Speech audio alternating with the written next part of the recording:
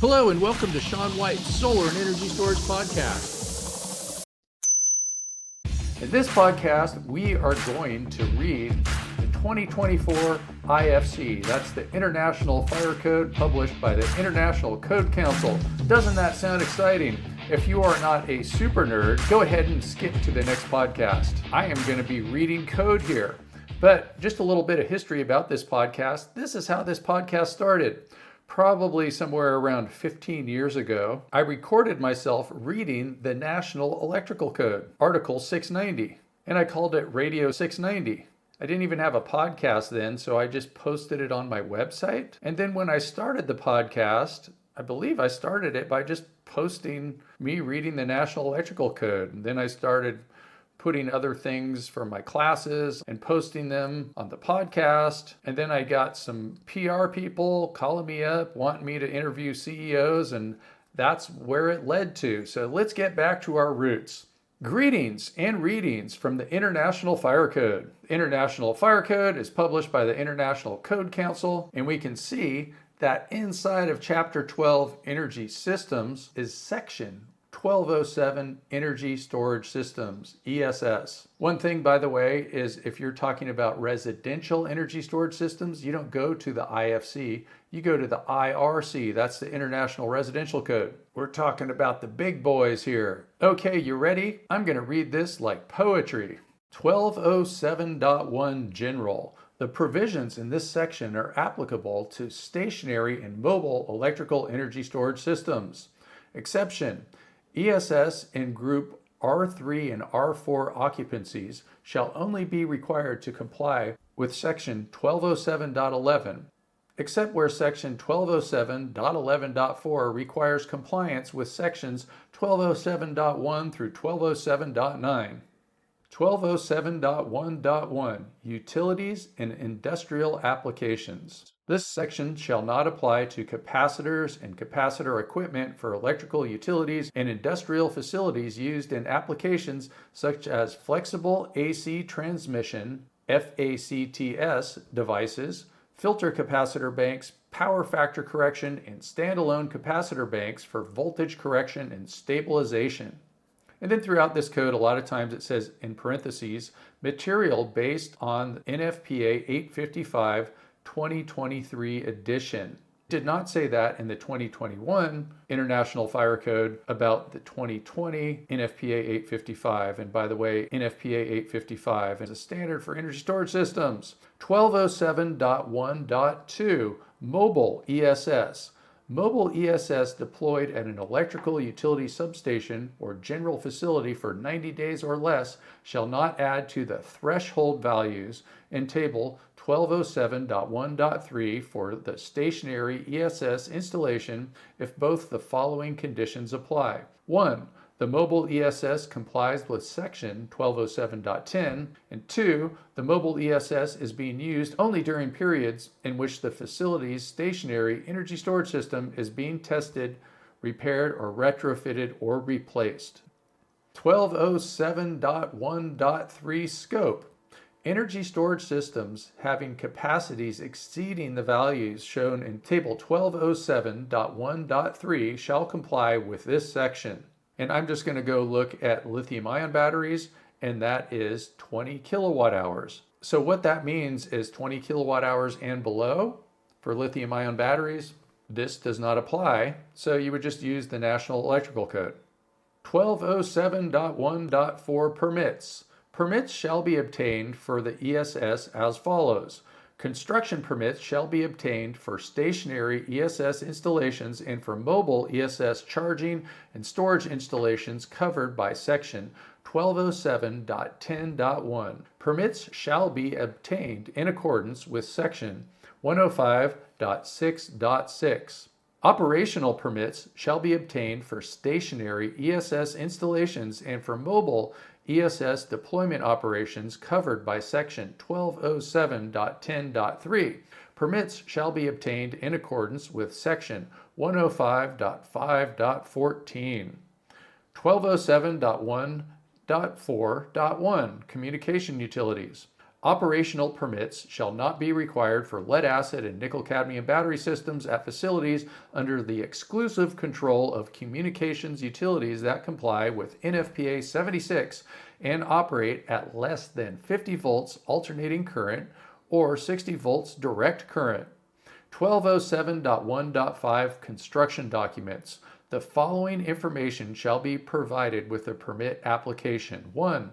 Location and layout diagram of the room or area in which the ESS is to be installed. 2. Details of the hourly fire resistance ratings of assemblies enclosing the ESS. 3. Quantities and types of ESS to be installed. 4. Manufacturer specifications, ratings, and listings of each ESS. 5. Description of energy, battery, management systems and their operation. 6. Location and content of required signage. 7. Details on fire suppression, smoke or fire detection, thermal management, ventilation exhaust, and deflagration venting systems if provided.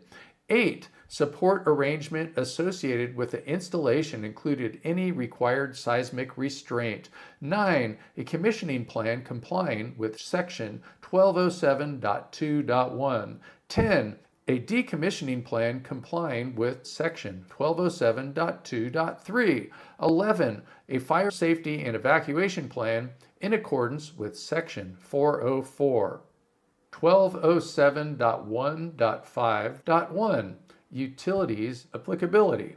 Plans and specifications associated with ESS owned and operated by electric utilities as a component of the electric grid that are considered critical infrastructure documents in accordance with the provisions of the North American Electrical Reliability Corporation and other applicable governmental laws and regulations shall be made available to the fire code official for viewing based on the requirements of applicable government laws and regulations. 1207.1.6 Hazard Mitigation Analysis.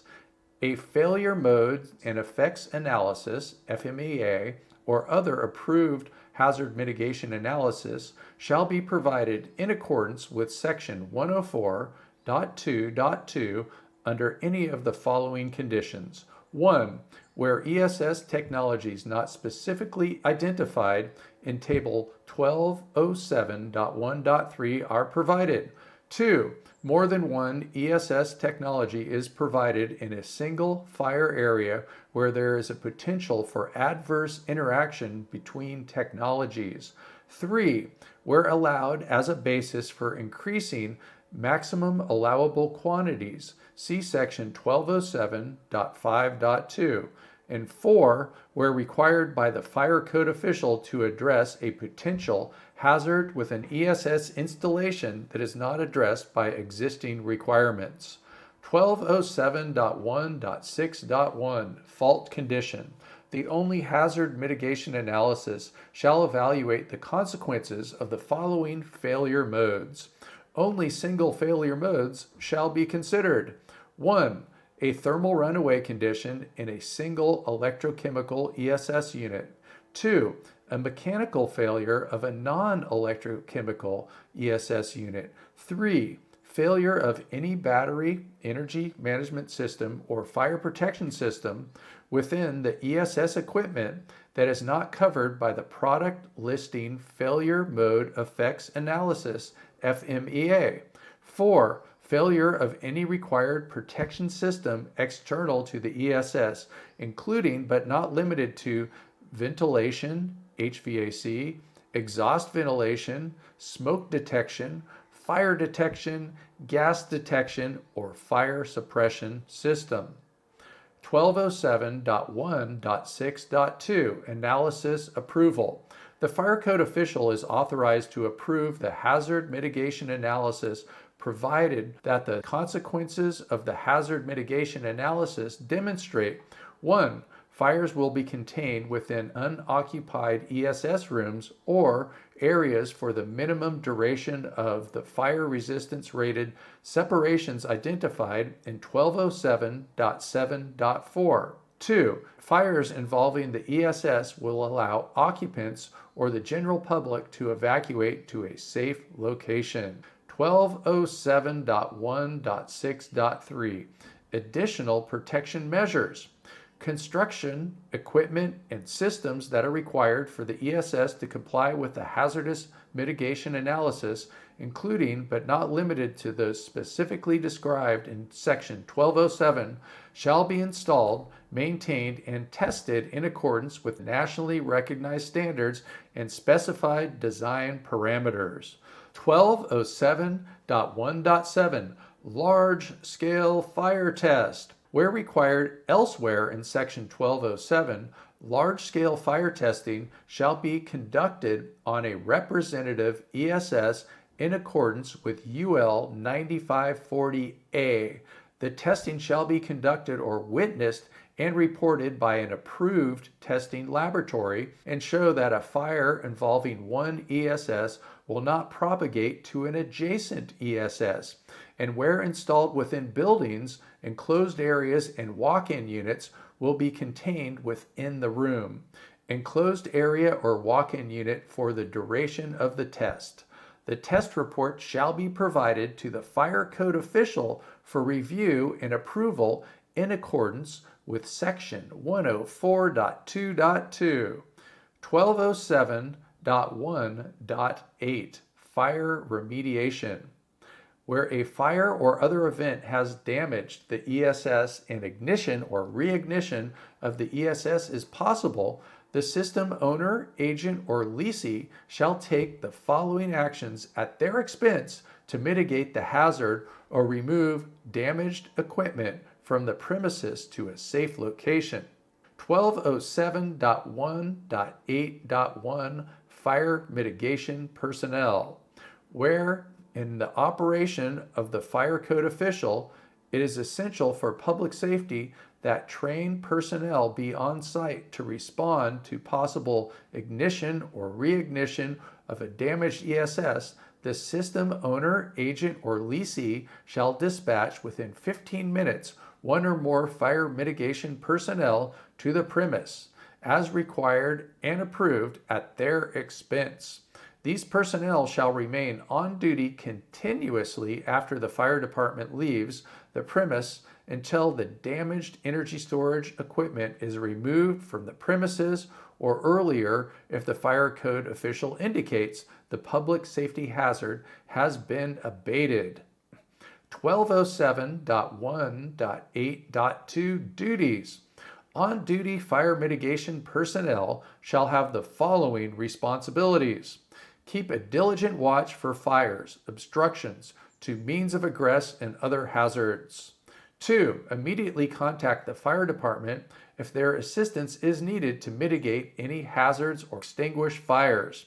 3. Take prompt measures for remediation of hazards in accordance with the decommissioning plan per Section 1207.2.3. 4. Take prompt measures to assist in the evacuation of the public from the structures. 1207.2 Commissioning, decommissioning, operation and maintenance. Commissioning, decommissioning, operation and maintenance shall be conducted in accordance with this section.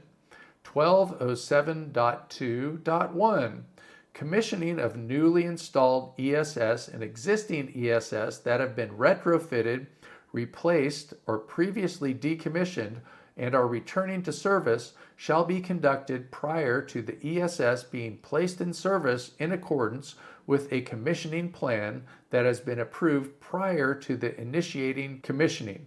The commissioning plan shall include the following. 1.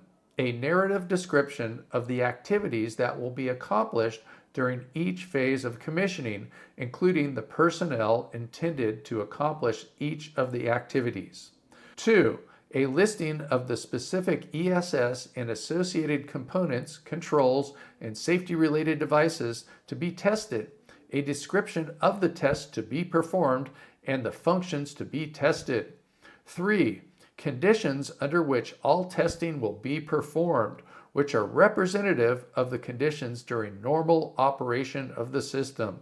4. documentation of the owner's project requirements and the basis of design necessary to understand the installation and operation of the ESS.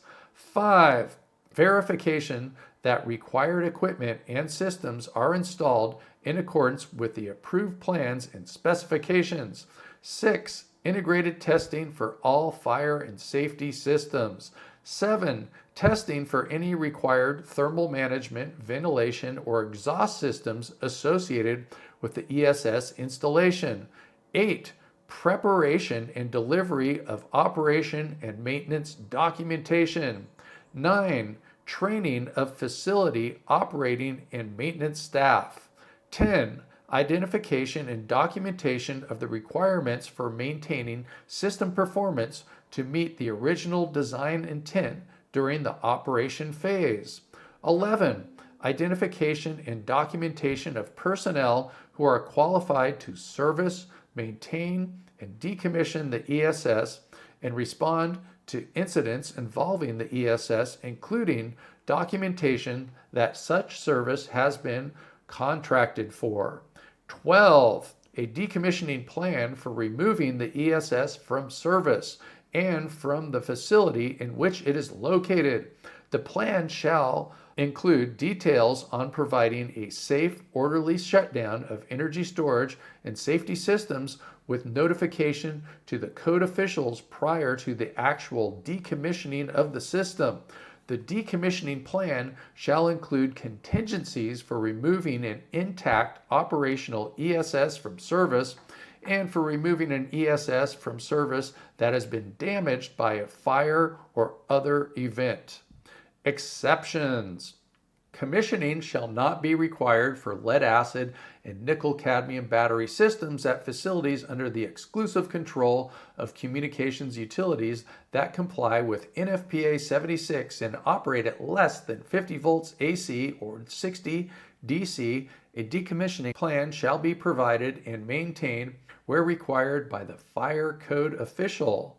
Other exception. Number 2, lead acid and nickel cadmium battery systems that less than 50 volts AC, 60 volts DC that are in telecommunications facilities for installations of communications equipment under the exclusive control of the communications utilities and are located outdoors or in building spaces or walk-in units used exclusively for such installations that are in compliance with NFPA 76. Shall be permitted to have a commissioning plan in compliance with the recognized industry practices in lieu of complying with Section 1207.2.1. The third exception, lead, acid, and nickel cadmium battery systems that are used for DC power for control of substations and control of safe shutdown of generating stations under the exclusive control of the electric utilities and are located in building spaces or walk-in units used exclusively for such installations shall be permitted to have a commissioning plan in compliance with applicable government laws and regulations in lieu of developing a commissioning plan in accordance with Section 1207.2.1. 1207.2.1.1 Initial acceptance testing. During the commissioning process, an ESS shall be evaluated for proper operation in accordance with the manufacturer's instructions and the commissioning plan prior to final approval. 1207.2.1.2 Commissioning Report.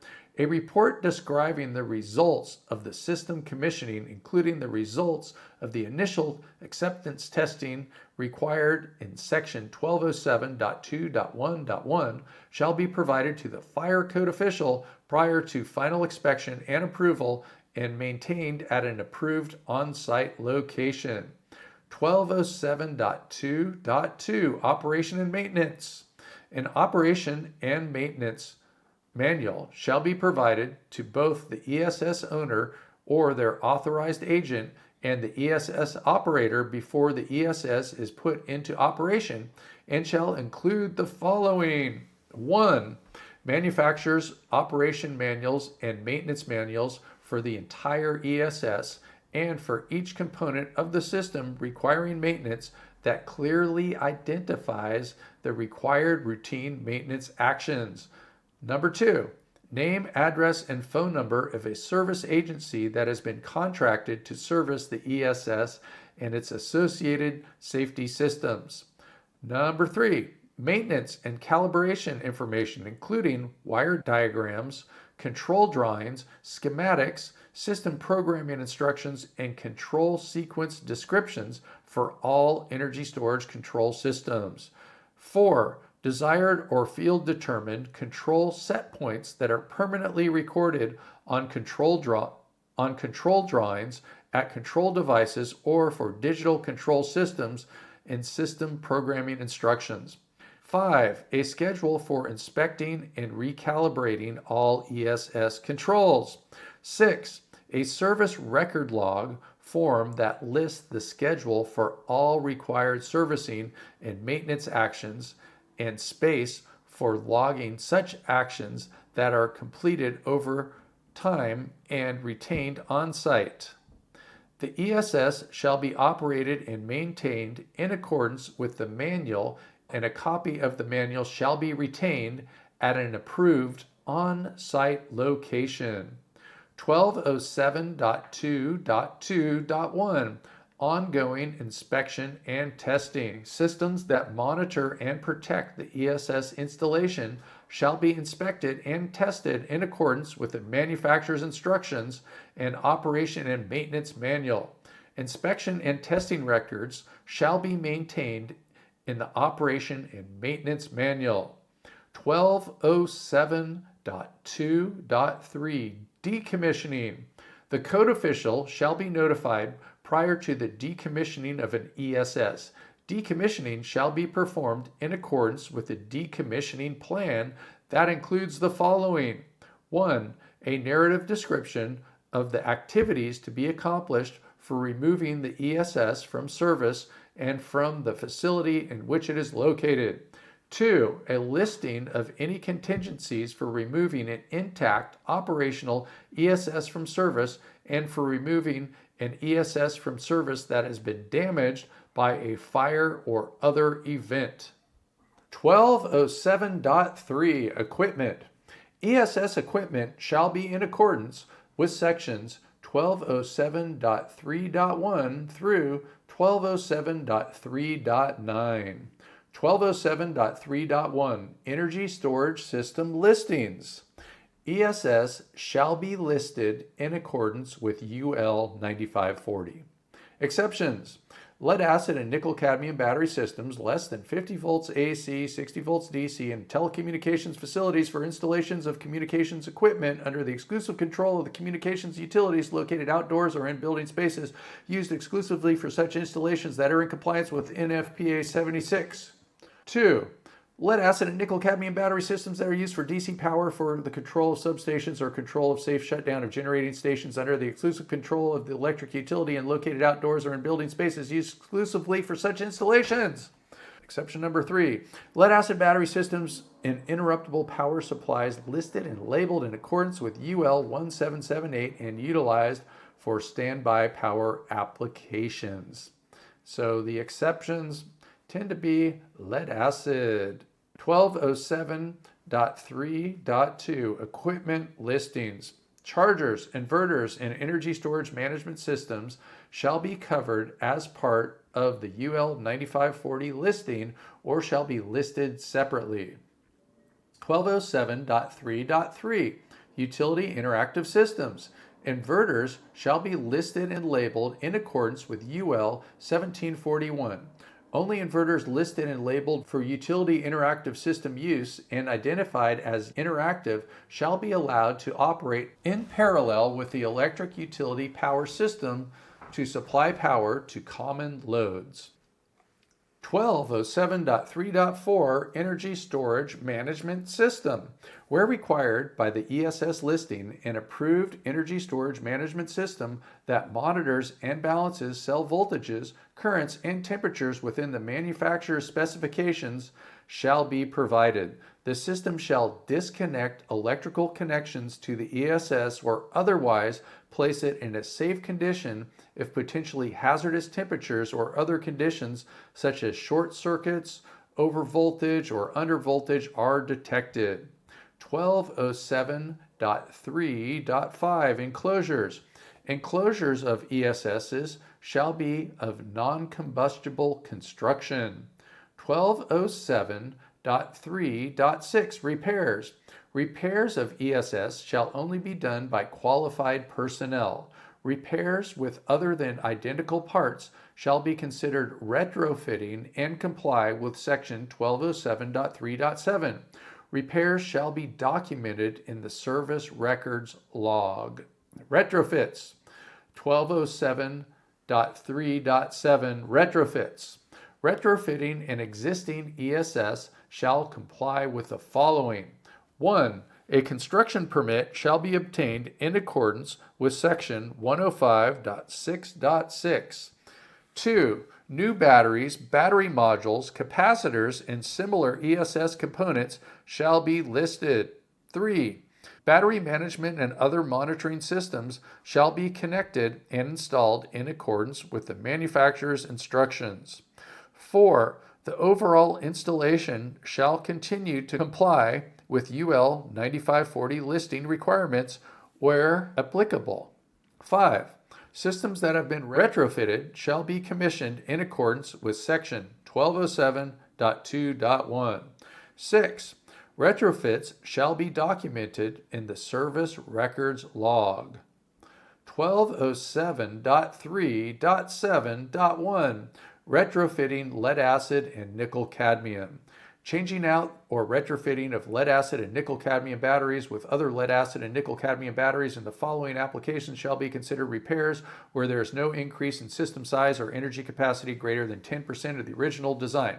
1. At facilities under the exclusive control of communication utilities that comply with NFPA 76 and operate at less than 50 volts AC and 60 volts DC. 2. Battery systems used for DC power for control substations and control or safe shutdown of generating stations under the exclusive control of the electric utility and located outdoors or in building spaces used exclusively for such installations. 3. Batteries in uninterruptible power supplies listed and labeled in accordance with UL 1778 and used for standby power applications only. I go fast when it talks about lead acid. 1207.3.8 Replacements. Replacements of ESS shall be considered new ESS installations and shall comply with the provisions of Section 1207 as applicable to new ESS. The ESS being replaced shall be decommissioned in accordance with Section 1207.2.3. 1207.3.9 Reused and repurposed equipment. Equipment and materials shall only be reused or reinstalled as permitted in Section 104.9.1. Storage batteries previously used in other applications such as electric vehicle propulsion shall not be reused in applications regulated by Chapter 12 unless approved by the Fire Code official and unless the equipment is refurbished by a battery refurbishing company approved in accordance with UL 1974. 1207.4 General Installations Requirements. Stationary and mobile ESS shall comply with the requirements of 1207.4.1 through 1207.4.12. 1207.4.1 Electrical disconnects.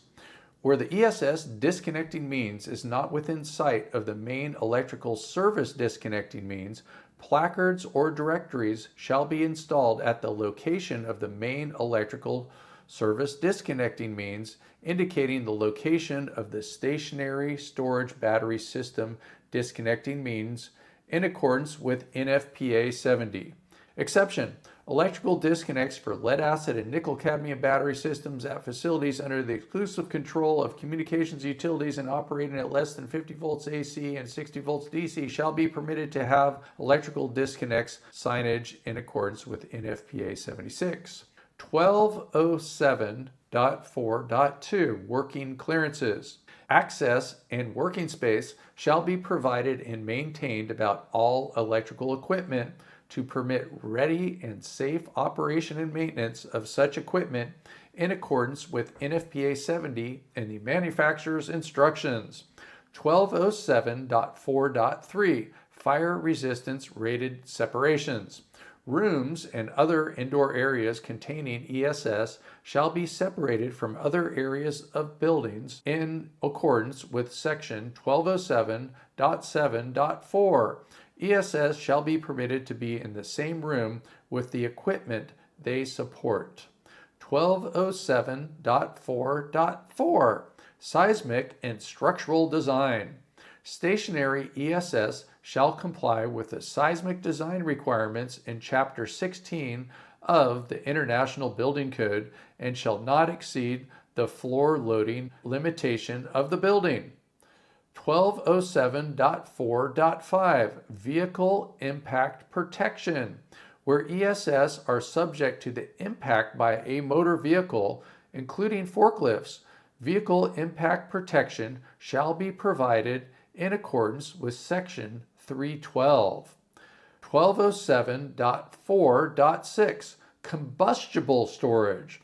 Combustible materials shall not be stored in ESS rooms, areas, or walk-in units. Combustible materials in occupied work centers covered by Section 1207.4.10 shall be stored at least 3 feet from ESS cabinets. Toxic and highly toxic gases. ESS that have the potential to release toxic and highly toxic gas during charging, discharging, and normal use conditions shall be provided with a hazardous exhaust system in accordance with Section 502.8 of the International Mechanical Code. 1207.4.8 Signage. Approved signs shall be provided on or adjacent to all entry doors for ESS rooms or areas and on enclosures of ESS cabinets and walk-in units located outdoors, on rooftops, or in parking garages. Signs designated to meet both the requirements of this section and NFPA 70 shall be permitted. The signage shall include the following or equivalent. 1. Energy storage system, battery storage system, capacitor energy storage system, or the equivalent. 2. The identification of the electrochemical ESS technology present. 3. Energized electrical circuits. 4. Where water reactive electrochemical ESS are present, the signage shall include apply no water. 5. Current contact information, including phone number for personnel authorized to service the equipment and for fire mitigation personnel required by Section 1207.1.8.1. Isn't it interesting that the signage is a little different than in NEC in some places? Exception. Existing electrochemical ESS shall be permitted to include the signage required at the time they were installed. 1207.4.9 Security of installations. Rooms, areas, and walk-in units in which electrochemical ESS are located shall be secured against unauthorized entry and safeguarded in an approved manner. Security barriers, fences, landscaping, and other enclosures shall not inhibit the required airflow to or exhaust from the electrochemical ESS and its components. Occupied work centers. Electrochemical ESS located in rooms or areas occupied by personnel not directly involved with maintenance, service, and testing of the systems shall comply with the following. 1. Electrochemical ESS located in occupied work centers shall be housed in locked non-combustible cabinets or other enclosures to prevent access by unauthorized personnel. 2.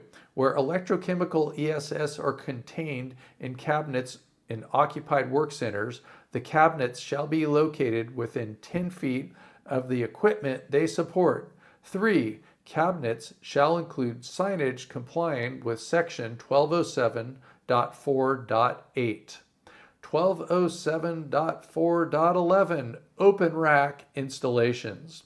Where electrochemical ESS are installed in a separate equipment room and only authorized personnel have access to that room, they shall be permitted to be installed on an open rack for ease of maintenance. 1207.4.12 Walk-in units.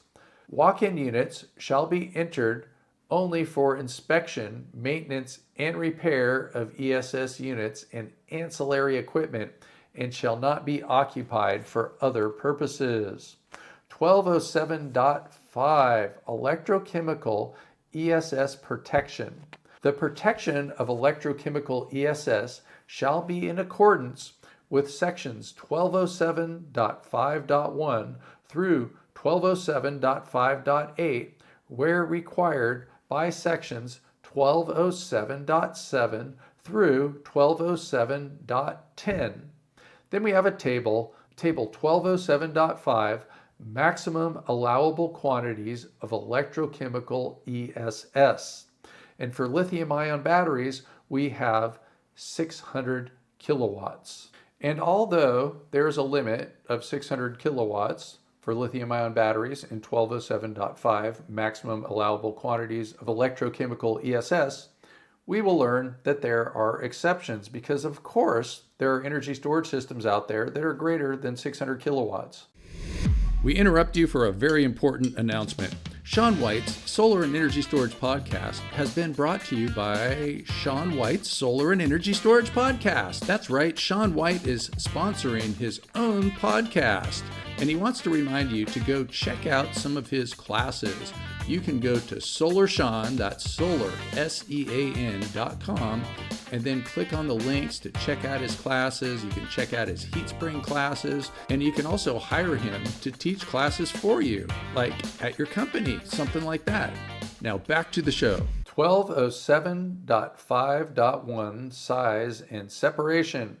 Electrochemical ESS shall be segregated into groups not exceeding 50 kilowatt hours. Each group shall be separated a minimum of 3 feet from other groups and from walls in the storage room or area. The storage arrangements shall comply with Chapter 10. Exceptions.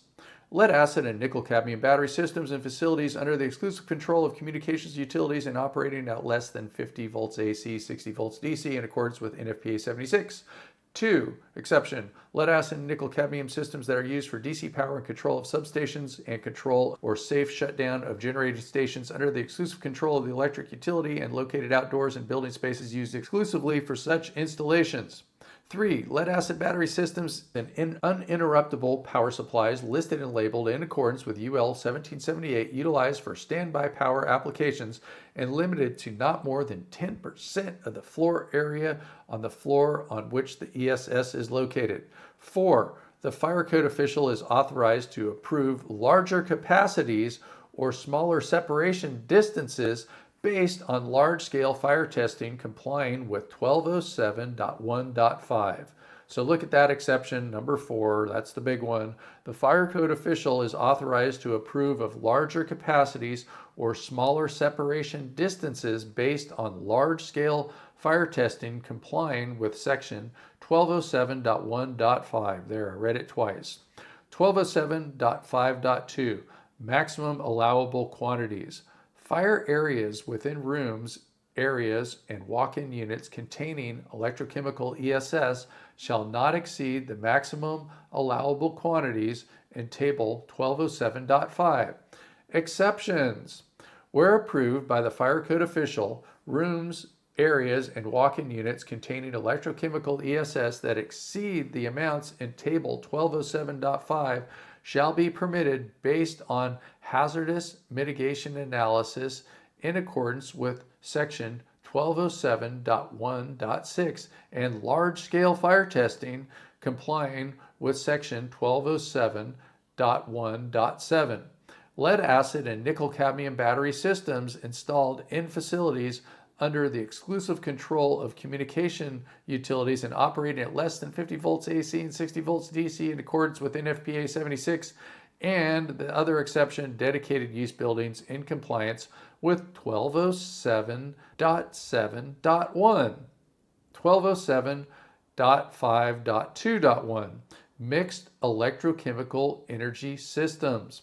Where rooms, areas, and walk-in units contain different types of electrochemical energy technologies, the total aggregate quantities of the systems shall be determined based on the sum of the percentages of each technology type quantity divided by the maximum allowable quantity of each technology type. The sum of the percentages shall not exceed 100% of the maximum allowable quantity. Mixing up different energy storage systems. 1207.5.3 Elevation. Electrochemical ESS shall not be located in the following areas. 1. Where the floor is located more than 75 feet above the lowest level of fire department vehicle access. 2. Where the floor is located below the lowest level of exit discharge. Exceptions. Lead acid and nickel cadmium battery systems less than 50 volts AC, 60 volts DC installed in facilities under exclusive control of the communication utilities in accordance with NFPA 76. 2. Lead acid and nickel cadmium systems that are used for DC power for control of substations and control or safe shutdown of generating stations under the exclusive control of the electric utilities and located outdoors or in the building spaces used exclusively for such installations. 3. Lead acid battery systems and uninterruptible power supplies listed and labeled in accordance with UL 1778 utilized for standby power applications, which is limited to not more than 10% of the floor area on the floor on which the ESS is located. 4. Where approved, installation shall be permitted in underground vaults complying with NFPA 70, Article 450, Part 3, and 5, where approved by the fire code official, installations shall be permitted on higher and lower floors. 1207.5.4 Fire detection.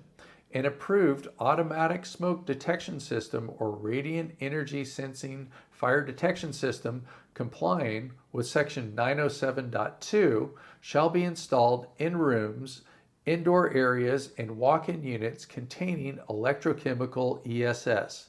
An approved radiant energy sensing fire detection system shall be installed to protect open parking garage and rooftop installations. Alarm signals from detection systems shall be transmitted to a central station. Proprietary or remote station service in accordance with NFPA 72 or where approved to a constantly attended location. Exception. Normally unoccupied, remote, standalone telecommunication structures with a gross floor area of less than 1,500 square feet, utilizing lead acid or nickel cadmium batteries, shall not be required to have a fire detection system installed. 1207.5.4.1 System status. Lead acid and nickel cadmium battery systems that are used for DC power for control of substations and control or safe shutdown of generating stations under the exclusive control of the electric utility and located outdoors or in building spaces used exclusively for such installations shall be allowed to use the process control system to monitor the smoke or radiant energy sensing fire detectors required in Section 1207.5.4. 1207.5.5 Fire suppression systems. Rooms in areas located within buildings and walk-in units containing electrochemical ESS shall be protected by an automatic fire suppression system designed and installed in accordance with one of the following. 1. Automatic sprinkler systems designed and installed in accordance with Section 903.3.1.1 for ESS units groups with a maximum stored energy capacity of 50 kilowatt hours as described in section 1207.5.1 shall be designed with a minimum density of 0.3 gallons per square foot based on over the area of the room or 2,500 square foot design area, whichever is smaller, unless a lower density is approved based on large-scale fire testing in accordance with 1207.1.7. 2. Automatic sprinkler systems designed and installed in accordance with Section 903.3.1.1 for ESS units groups exceeding 50 kilowatt hours shall use a density based on large-scale fire testing complying with Section 1207.1.7. 3.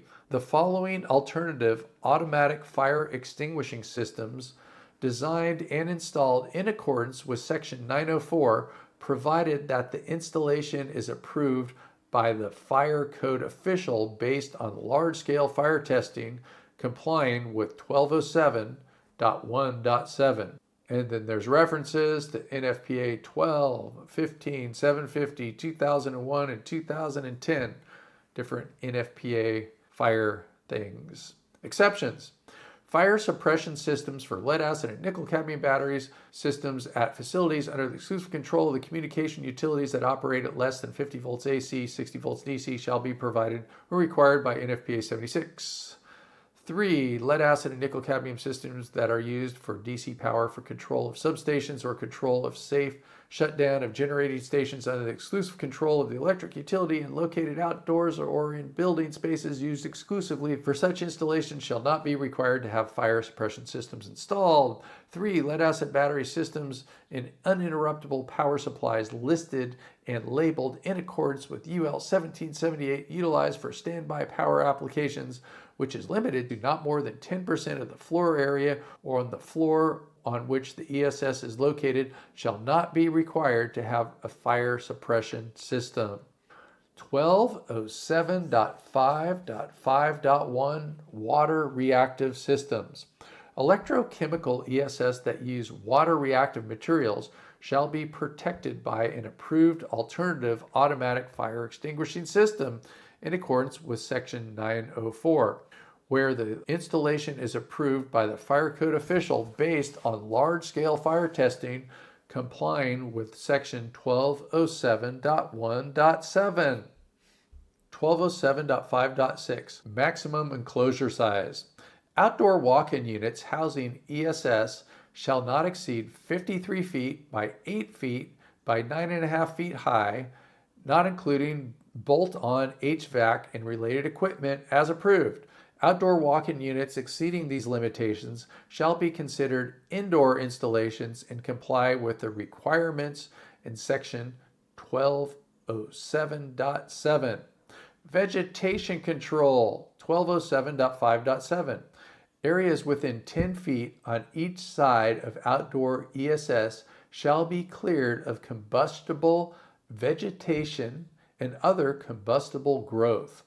Single specimens of trees, shrubbery, or cultivated ground cover, such as green grass, ivy, succulents, or similar plants used as ground cover, shall be permitted to be exempt, provided that they do not form a means of readily transmitting fire. 1207.5.8 Means of egress, separation. ESS located outdoors and in open parking garages shall be separated from any means of egress as required by the fire code official to ensure safe egress under fire conditions, but in no case less than 10 feet. Exception: the fire code official is authorized to approve a reduced separation distance if large-scale fire testing complying with Section 1207.1.7 is provided that shows that a fire involving the ESS will not adversely impact occupant egress. 1207.6 Electrochemical ESS Technology Specific Protection. Electrochemical ESS installations shall comply with requirements of this section in accordance with the applicable requirements of Table 1207.6. And I'm going to go look over here for lithium-ion batteries, and I'm just going to go for the lithium-ion part. Exhaust ventilation for lithium-ion, no. Explosion control, yes. Safety caps, no. Spill control and neutralization, not required, no. Thermal runaway, yes, for lithium-ion, with a little footnote, and it says E, the thermal runaway protection is permitted to be part of the battery management system that has been evaluated with the battery as part of the evaluation of UL 1973. 1207.6.1 exhaust ventilation. Where required by Table 1207.6 or elsewhere in the code, exhaust ventilation of rooms, areas, and walk-in units containing electrochemical ESS shall be provided in accordance with the International Mechanical Code and Section 1207.6.1.1 or 1207.6.1.2. 1207.6.1.1 Ventilation based on LFL. The exhaust ventilation system shall be designed to limit the maximum concentration of flammable gas to 25% of the lower flammable limit, LFL, of the total volume of the room, area, or walk-in unit during the worst case event or simultaneous charging of batteries at the maximum charge rate in accordance with nationally recognized standards. 1207.6.1.2 Ventilation based on exhaust rate. Mechanical exhaust ventilation shall be provided at a rate not less than 1 cubic foot per minute per square foot of floor area of the room, area, or walk-in unit. The ventilation shall be either continuous or shall be activated by a gas detection system in accordance with Section 1207.6.1.2.4. 1207.6.1.2.1 Standby power. Mechanical exhaust ventilation shall be provided with a minimum of 2 hours of standby power in accordance with Section 1203.2.5. 1207.6.1.2.2 Installation instructions. Required mechanical exhaust ventilation systems shall be installed in accordance with the manufacturer's installation instructions and the International Mechanical Code. 1207.6.1.2.3 Supervision. Required mechanical exhaust ventilation systems shall be supervised by an approved central station, proprietary or remote station service in accordance with NFPA 72, or shall initiate an audible and visible signal at an approved, constantly attended on-site location. 1207.6.1.2 Gas detection system. Where required by 1207.6.1.2, rooms, areas, and walk-in units containing ESS shall be protected by an approved continuous gas detection system that complies with Section 916 and with the following. 1. The gas detection system shall be designed to activate the mechanical ventilation system when the level of flammable gas in the room or area or walk-in unit exceeds 25% of the LFL, lower flammability unit.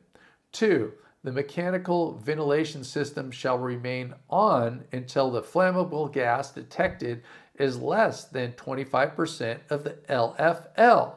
3. The gas detection system shall be provided with a minimum of 2 hours of standby power in accordance with 1203.2.5. 4. Failure of gas detection system shall enunciate a trouble signal at an approved central station, proprietary or remote station service in accordance with NFPA 72, or shall initiate an audible and visible trouble signal at an approved, constantly attended on-site location. 1207.6.2 Spill control and neutralization. Where required by 1207.6 or elsewhere in the code, areas containing free-flowing liquid, electrolyte, or hazardous materials shall be provided with spill control and neutralization in accordance with this section. 1207.6.2.1 Spill control. Spill control shall be provided to prevent the flow of liquid electrolyte or hazardous materials to adjoining rooms or areas. The method shall be capable of containing a spill from the single largest battery or vessel. 1207.6.2.2 Neutralization. An approved method that is capable of neutralizing spilled liquid electrolyte from the largest battery or vessel to a pH between 5.0 and 9.0 shall be provided. 1207.6.2.3 Communications Utilities.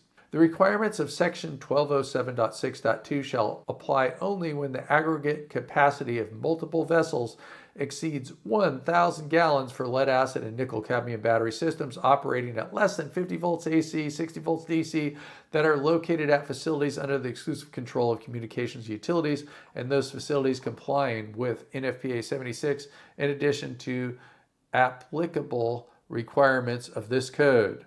1207.6.3 Explosion control. Where required by Table 1207.6 or elsewhere in this code, explosion control complying with Section 911 shall be provided for rooms, areas, ESS cabinets, or ESS walk-in units containing electrochemical ESS technologies. Exceptions. Where approved, explosion control is permitted to be waived by the fire code official based on large-scale fire testing complying with Section 1207.1.7 that demonstrates that flammable gases are not liberated from electrochemical ESS cells or modules. 2. Exception 2. Where approved, explosion control is permitted to be waived by the fire code official based on documentation provided in accordance with Section 104.2.2 that demonstrates that the electrochemical ESS technology to be used does not have the potential to release flammable gas concentrations in excess of 25% of the LFL anywhere in the room, area, walk-in unit, or structure under thermal runaway or other fault conditions. Exception 3. Where approved, ESS cabinets that have no debris, shrapnel, or enclosure pieces ejected during large-scale fire testing complying with 1207.1.5 shall be permitted in lieu of providing explosion control complying with Section 911. 4. Explosion control is not required for lead acid and nickel cadmium battery systems less than 50 volts AC, 60 volts DC in telecommunication facilities under the exclusive control of communication utilities located in building spaces or walk-in units used exclusively for such installations. 5. Exception 5. Explosion control is not required for lead acid and nickel cadmium systems used for DC power for control of substations and control of safe shutdown of generating stations under the exclusive control of the electric utility, located in building spaces or walk-in units used exclusively for such installations. Exception 6. Explosion control is not required for lead-acid battery systems and uninterruptible power supplies listed and labeled in accordance with UL 1778, utilized for standby power applications and housed in a single cabinet in a single fire area in buildings or walk-in unit. 1207.6.4 Safety caps. Where required by Table 1207.6 or elsewhere in this code, vented batteries and other ESSs shall be provided with flame-arresting safety caps. 1207.6.5 Thermal runaway. Where required by 1207.6 or elsewhere in this code, batteries and other ESS shall be provided with listed device or other approved method to prevent, detect, and minimize the impact of thermal runaway. 1207.7 Indoor Installations. Indoor ESS installations shall be in accordance with sections 1207.7.1 through 1207.7.4. And table 1207.7 indoor ESS installations doesn't have something just for lithium ion, but it has dwelling and sleeping units, and it tells you where to go. Usually we're going to be talking about the IRC for that, but if for some reason you are using the IFC, you go to 1207.7.3. Elevation, 1207.5.3. Fire suppression systems, 1207.5.5, fire resistance rated separations, 1207.7.4, general installation requirements, 1207.4, maximum allowable quantities, 1207.5.2, size and separation, 1207.5.1, smoke and automatic fire detection, 1207.5.4, technology specific protection, 1207.6. Then it talks a little, and then the table also has columns for dedicated use buildings and non-dedicated use buildings. You can go back to that table 1207.7 indoor ESS installations. Then we have 1207.7.1 dedicated use buildings. For the purpose of table 1207.7, dedicated use ESS buildings shall be classified as group F1 occupancies and comply with all of the following. 1. The building shall only be used for ESS, electrical energy generation, and other electrical grid-related operations. 2. Occupants in the rooms and areas containing ESS are limited to personnel that operate, maintain, service, test, and repair the ESS and other energy systems. 3. No other occupancy types shall be permitted in the building. 4. Administrative and support personnel shall be permitted in areas within the buildings that do not contain ESS, provided that, 4.1, the areas do not occupy more than 10% of the building area of the story in which they are located, and 4.2, a means of egress is provided from the incidental use areas to the public way that does not require occupants to traverse areas containing ESS or other energy system equipment. 1207.7.2 non-dedicated use buildings. For the purpose of table 1207.7, non-dedicated use buildings include all buildings that contain ESS and do not comply with section 1207.7.1 dedicated use building requirements. 1207.7.3 dwelling and sleeping units. ESS shall not be installed in sleeping units or habitable spaces of dwelling units. 1207.7.4 fire resistance rated separations.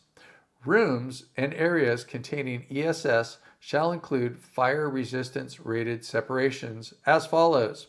1. In dedicated use buildings, rooms and areas containing ESS shall be separated from areas in which administrative and support personnel are located. 2. In non-dedicated use buildings, rooms and areas containing ESS shall be separated from other areas in buildings. Separation shall be provided by 2-hour fire barriers constructed in accordance with Section 707 of the International Building Code and 2-hour horizontal assemblies constructed in accordance with Section 711 of the International Building Code as appropriate. 1207.8 Outdoor installations. Outdoor installations shall be in accordance with sections 1207.8.1 through 1207.8.3. Exterior wall installations for individual ESS units not exceeding 20 kilowatt hours shall be in accordance with section 1207.8.4. And now we're looking at table 1207.8 outdoor ESS installations. And pretty much it's just telling you different places where to go for your outdoor ESS installations, such as 1207.04 and 5 and 6 and things like that. So we're just going to go to 1207.8.1, remote outdoor installations. For the purpose of 1207.8, remote outdoor installations include ESS located more than 100 feet from buildings, lot lines, public ways, stored combustible materials, hazardous materials, high piled stock, and other exposure hazards. 1207.8.2, installations near exposures. For the purpose of Table 1207.8, installations near exposures include all outdoor ESS installations that do not comply with Section 1207.8.1 remote outdoor location requirements. 1207.8.2, installations near exposures. For the purpose of Table 1207.8, installations near exposures include all outdoor ESS installations that do not comply with Section 1207.8.1 remote outdoor location requirements. 1207.8.3, clearance to exposures. ESS located outdoors shall be separated by a minimum of 10 feet from the following exposures. 1. Lot lines. 2. Public ways. 3. Buildings. 4. Stored combustible materials. 5. Hazardous materials. 6. High piled stock. And 7. Other exposure hazards. Exceptions.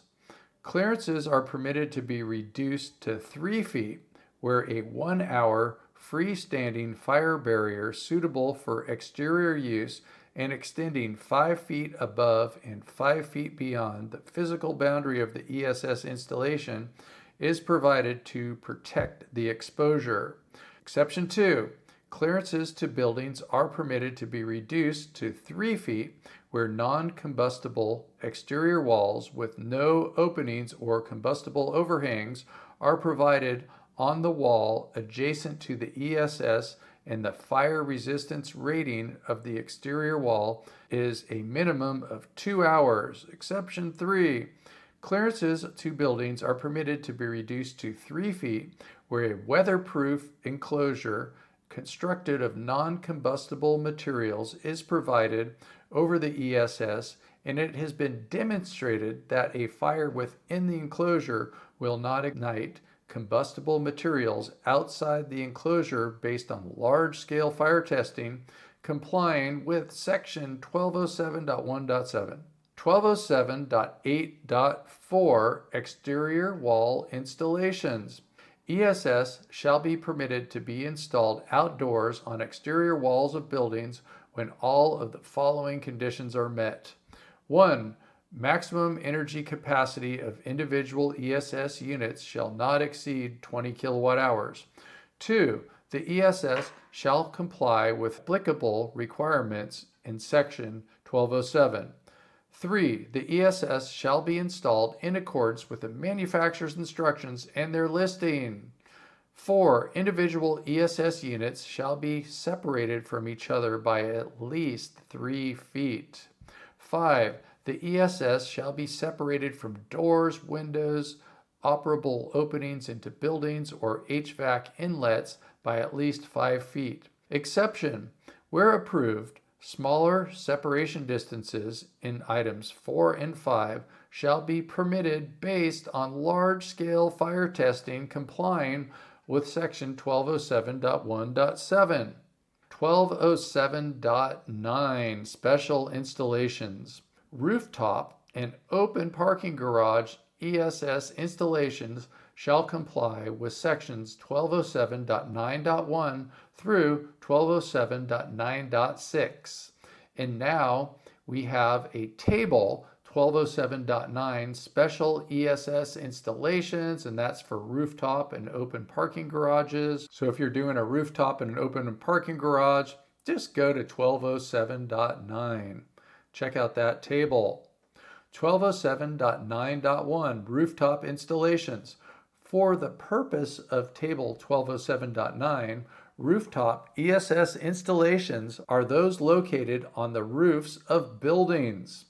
1207.9.2 Open parking garage installations. For the purpose of Table 1207.9, open parking garage ESS installations are those located in a structure or portion of a structure that complies with Section 406.5 of the International Building Code. 1207.9.3 Clearance to exposures. ESS located on rooftops and in open parking garages shall be separated by a minimum of 10 feet from the following exposures. 1. Buildings, except the building on which the rooftop ESS is mounted. 2. Any portion of the building on which the rooftop system is mounted that is elevated above the rooftop on which the system is located. 3. Lot lines. 4. Public ways. 5. Combustible materials. 6. Locations where motor vehicles can be parked. 7. Hazardous materials. And 8. Other exposure hazards. Exceptions. 1. Clearances are permitted to be reduced to 3 feet where the 1 hour freestanding fire barrier suitable for exterior use and exceeding 5 feet above and 5 feet beyond the physical boundary of the ESS installation is provided to protect the exposure. Exception 2. Clearances are permitted to be reduced to 3 feet where a weatherproof enclosure constructed of non-combustible materials is provided over the ESS and it has been demonstrated that a fire within the enclosure will not ignite combustible materials outside the enclosure based on large-scale fire testing complying with Section 1207.1.7, 1207.9.4 Fire Suppression Systems.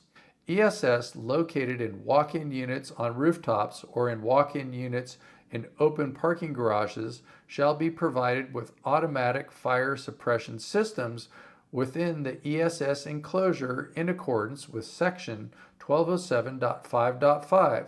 Areas containing ESS other than walk-in units and open parking structures on levels not open above the sky shall be provided with an automatic fire suppression system complying with Section 1207.5.5.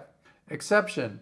A fire suppression system is not required in open parking garages if large-scale fire testing complying with Section 1207.1.7 is provided that shows that a fire will not impact the exposures in Section 1207.9.3, 1207.9.5 Rooftop Installations. ESS and associated equipment that are located on rooftops and not enclosed by building construction shall comply with the following. Stairway access to the roof for emergency response and fire department personnel shall be provided either through a bulkhead from the interior of the building or a stairway on the exterior of the building. 2. Service walkways at least 5 feet in width shall be provided for service and emergency personnel from the point of access to the roof of the system. 3. ESS and associated equipment shall be located from the edge of the roof a distance equal to at least the height of the system, equipment, or component, but not less than 5 feet. 4. The roofing materials under and within 5 feet horizontally from an ESS or associated equipment shall be non-combustible and shall have a Class A rating when tested in accordance with ASTM E108 or UL 790. 5. A Class I standpipe outlet shall be installed at an approved location on the roof level of the building or in the stairway bulkhead at the top level. 6. The ESS shall be the minimum of 10 feet from the fire service access point on the rooftop. 1207.9.6 Open Parking Garages. ESS and associated equipment that are located in open parking garages shall comply with all of the following. 1. ESS shall not be located within 50 feet of air inlets for building HVAC systems. Exception: the distance shall be permitted to be reduced to 25 feet if the automatic fire alarm system monitoring the radiant energy sensing detectors de-energizes the ventilation system connected to the air intakes upon fire detection. 2. ESS shall not be located within 25 feet of exits leading from the attached building where located on a covered level of the parking structure not directly open to the sky above. 3. An approved fence with a locked gate or other approved barrier shall be provided to keep the general public at least 5 feet from the outer enclosure of the ESS. 1207.10 Mobile ESS Equipment and Operations. Mobile ESS equipment and operations shall comply with 1207.10.1 through 1207.10.7.7. And now we have a table 1207.10, Mobile Energy Storage Systems. And if you wanted to look at that, just go to that table 1207.10, and it just tells you different sections to go to for different things. 1207.10.1, Charging and Storage. For the purpose of 1207.10, charging and storage covers the operation where mobile ESS are charged and stored so they are ready for deployment to another site, and where they are charged and stored after deployment. Exception: mobile ESS used to temporarily provide power to lead acid and nickel cadmium systems that are used for DC power for control of substations and control of safe shutdown of generating stations under the exclusive control of the electric utility and located outdoors or in building spaces used exclusively for such installations. 1207.10.2 Deployment. For the purpose of 1207.10, deployment covers operations where mobile ESS are located at a site other than the charging and storage site and are being used to provide power. Exception: mobile ESS used to temporarily provide power to lead acid and nickel cadmium systems that are used for DC power for control of substations and control or safe shutdown of generating stations under the exclusive control of the electric utility and located outdoors or in building spaces used exclusively for such installations. 1207.10.3 Permits. Construction and operational permits shall be provided for charging and storage of mobile ESS, and operational permits shall be provided for deployment of mobile ESS as required by Section 1207.1.4. 1207.10.4 Construction Documents. Construction documents complying with Section 1207.1.5 shall be provided with the construction permit application for mobile charging and storage locations. 1207.10.4.1 Deployment Documents. The following information shall be provided with the operation permit applications for mobile ESS deployments. 1. Relevant information for the mobile ESS equipment and protection measures in the construction documents required by 1207.1.5. 2. Location and layout diagram of the area in which the mobile ESS is to be deployed, including a scale diagram of all nearby exposures. 3. Location and content of signage, including no smoking signs. 4. Description of fencing to be provided around the ESS, including locking methods. 5. Details on fire suppression, smoke, and automatic fire detection system monitoring, thermal management, exhaust ventilation, and explosion control if provided. 6. For deployment, the intended duration of operation, including anticipated connection and disconnection times and dates. 7. Location and description of local staging stops during transit to the deployment site. See Section 1207.10.7.5. 8. Description of the temporary wiring, including connection methods, conductor type, and size, and circuit overcurrent protection to be provided. 9. Description of how fire suppression system connections to water supplies or extinguishing agents are to be provided. 10. Contact information for personnel who are responsible for maintaining and servicing the equipment and responding to emergencies as required by Section 1207.1.8.1. 1207.10.5 Approved locations. Locations where mobile ESS are charged, stored, and deployed shall be restricted to the locations established on the construction and operational permits.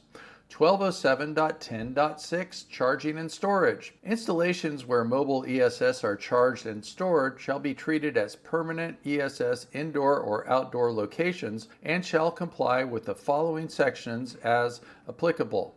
1. Indoor charging and storage shall comply with Section 1207.7. 2. Outdoor charging and storage shall comply with Section 1207.8. 3. Charging and storage on rooftops and in open parking garages shall comply with Section 1207.9.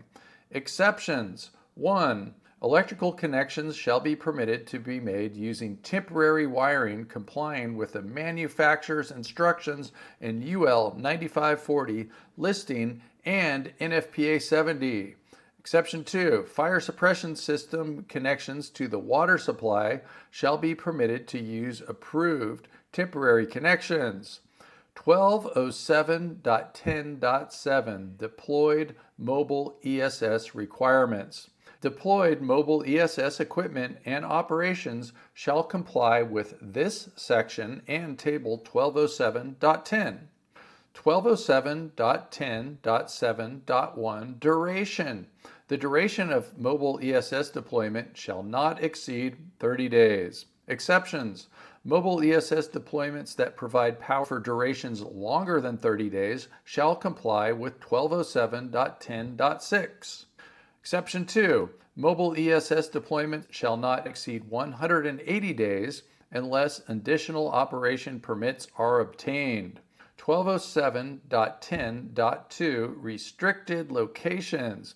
Deployed mobile ESS operations shall not be located indoors in covered parking garages, on rooftops, below grade, or under building overhangs. 1207.10.7.3 Clearance to exposures. Deployed mobile ESS shall be separated by a minimum of 10 feet from the following exposures.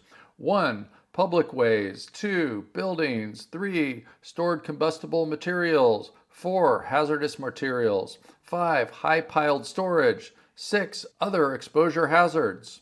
Deployed mobile ESS shall be separated by a minimum of 50 feet from public seating areas and from tents, canopies, and membrane structures with an occupant load of 30 or more. 1207.10.7.4 Electrical connections. Electrical connections shall be made in accordance with the manufacturer's instructions and UL 9540 listing. Temporary wiring for electrical power connections shall comply with NFPA 70.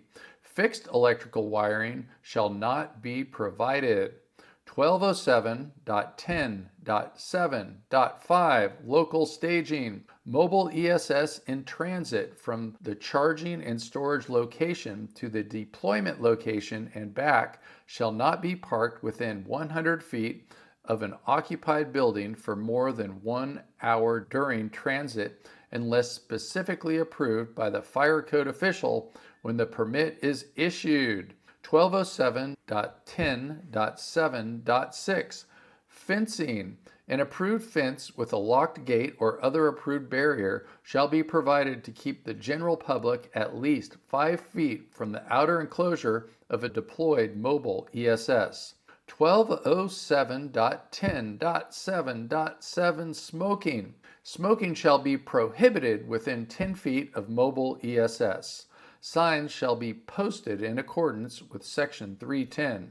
1207.11 ESS in Group R3 and R4 occupancies. ESS in Group R3 and R4 occupancies shall be in accordance with Section 1207.11.1 through 1207.11.9. Exceptions. 1. ESS listed and labeled in accordance with UL 9540 and marked for use in residential dwelling units where installed in accordance with the manufacturer's instructions and NFPA 70. Exception 2. ESS rated less than 1 kilowatt hour. 1207.11.1 Equipment listings. ESS shall be listed and labeled in accordance with UL 9540. 1207.11.2 Installation. ESS shall be installed in accordance with the manufacturer's instructions and their listing. 1207.11.2.1 Spacing.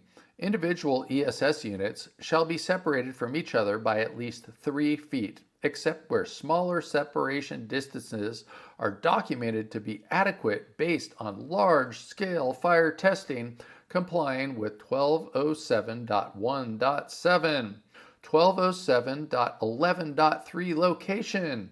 ESS shall be installed only in the following locations. 1. Detached garages and detached accessory structures. 2. Attached garages separated from the dwelling unit living space and sleeping units in accordance with Section 406.3.2 of the International Building Code.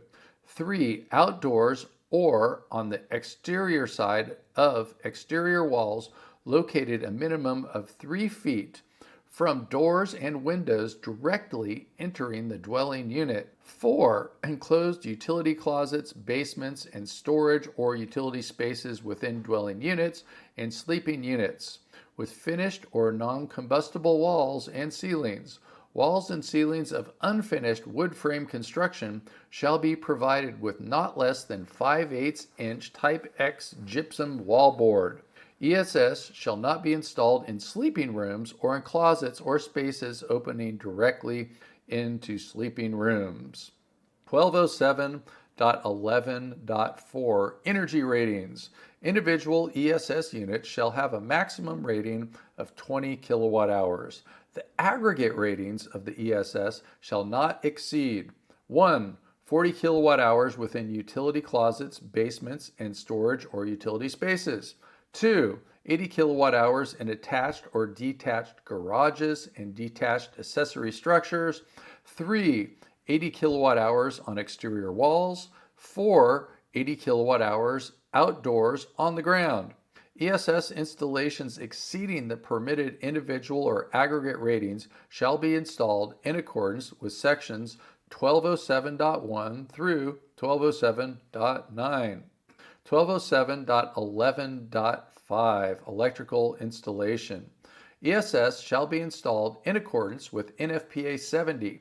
Inverters shall be listed and labeled in accordance with UL 1741 or provided as part of the UL 9540 listing. Systems connected to the utility grid shall use inverters listed for utility interaction. 1207.11.6 Fire detection. ESS installed in Group R3 and R4 occupancies shall comply with the following. 1. Rooms and areas within dwelling units, sleeping units, basements, and attached garages in which the ESS are installed shall be protected by smoke alarms in accordance with Section 907.2.11. 2. A listed heat alarm shall be installed in locations where smoke alarms cannot be installed based on their listings. 1207.11.7 Protection from impact.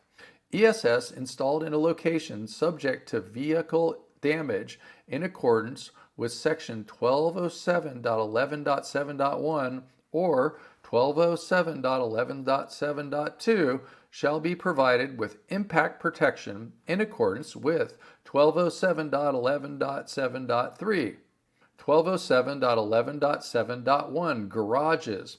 Where an ESS is installed in a normal driving path of vehicle travel within a garage, impact protection complying with 1207.11.3 shall be provided. The normal driving path is a space between the garage vehicle opening and the interior face of the back wall to a height of 48 inches above the finished floor. The width of the normal driving path shall be equal to the width of the garage door opening. Impact protection shall be provided for an ESS installed at either of the following locations. 1. On the interior face of the back wall and located within 36 inches to the left or to the right of the normal driving path. 2. On the interior face of a side wall and located within 24 inches of the back wall and 36 inches of the normal driving path. Exception: where the clear height of the vehicle garage opening is 7 feet 6 inches or less, ESS installed not less than 36 inches above the finished floor are not subject to vehicle impact protection requirements. The next thing that we're looking at is a picture of a residential style garage. And this picture is labeled Figure 1207.11.7.1 ESS Vehicle Impact Protection. And it's showing areas not subject to damage, things that are subject to damage, wheel barriers, bollards, sides of garage, parking curves, all that kind of stuff. And of course, energy storage systems. Next, what we're going to look at is 1207.11.7.2, other locations subject to vehicle impact. Where an ESS is installed in a location other than as defined in section 1207.11.7.1 and is subject to vehicle damage, impact protection shall be provided in accordance with section 1207.11.7.3. 1207.11.7.3. Impact protection options. Where ESS is required to be protected from impact in accordance with 1207.11.7.1 or 1207.11.7.2, such protection shall comply with one of the following. 1. Bollards constructed in accordance with one of the following. 1.1. Minimum 48 inches in length by 3 inches in diameter, Schedule 80 steel pipe embedded in a concrete pier not less than 12 inches deep and 6 inches in diameter with at least 36 inches of pipe exposed, filled with concrete and spaced at a maximum interval of 5 feet. Each bollard shall be located not less than 6 inches from an ESS. 1.2. Minimum 36 inches in height by 3 inches in diameter, Schedule 80 steel pipe fully welded to a minimum 8 inches by 1/4 inch thick steel plate and bolted to a concrete floor by means of 4 1/2 inch concrete anchors with 3-inch minimum embedment. Spacing shall be not greater than 60 inches, and each bollard shall be located not less than 6 inches from the ESS. 1.3. Pre-manufactured steel pipe bollards shall be filled with concrete and anchored in accordance with the manufacturer's installation instructions, with spacing not greater than 60 inches. Each bollard shall be located not less than 6 inches from the ESS. 2. Wheel barriers constructed in accordance with one of the following. 2.1. 4 inches in height by 5 inches in width by 70 inches in length wheel barrier made of concrete or polymer anchored to the concrete floor not less than every 36 inches and located not less than 54 inches from the ESS. Minimum 3.5 inch diameter concrete anchors with 3-inch embedment per barrier shall be used. Spacing between barriers shall be not greater than 36 inches. 2.2. Pre-manufactured wheel barriers shall be anchored in accordance with the manufacturer's installation instructions. 3. Approved method designed to resist 2,000-pound force impact in the direction of travel at 24 inches above grade. 1207.11.8 Ventilation. Indoor installations of ESS that include batteries that produce hydrogen or other flammable gases during charging shall be provided with exhaust ventilation in accordance with Section 304.5 of the International Mechanical Code. 1207.11.9 Electric Vehicle Use. The temporary use of an owner or occupant's electric-powered vehicle to power a dwelling unit or sleeping unit while parked in an attached or detached garage or outdoors shall comply with the vehicle's manufacturer's instructions or NFPA 70. And that does it. Finally, we've got to the end of the 2024 International Fire Code, Chapter 12, Energy Systems, Section 1207, Electrical Energy Storage Systems. That was the audio version, and I think it's kind of good to listen to the words, let the words sink into your head. Just somehow use this to brainwash yourself into learning this material. I mean, what are you going to do? Read it yourself? You can read this while you're driving. But whatever you do, don't fall asleep when you're driving. And by the way, that was over 10,000 words that I just read. So the last part of the International Fire Code is 1207.11 ESS in group R3 and R4 occupancies. This is very much in line with the IRC, the International Residential Code. So perhaps you have a building that has R3 and R4 occupancies that you're using the IFC for. Anyway, it's pretty much like the IRC. So let's get on with it. 1207.11 ESS in group R3 and R4 occupancies to the end of 1207 Electrical Energy Storage Systems, the IFC. Thanks for listening to Sean White's Solar and Energy Storage Podcast.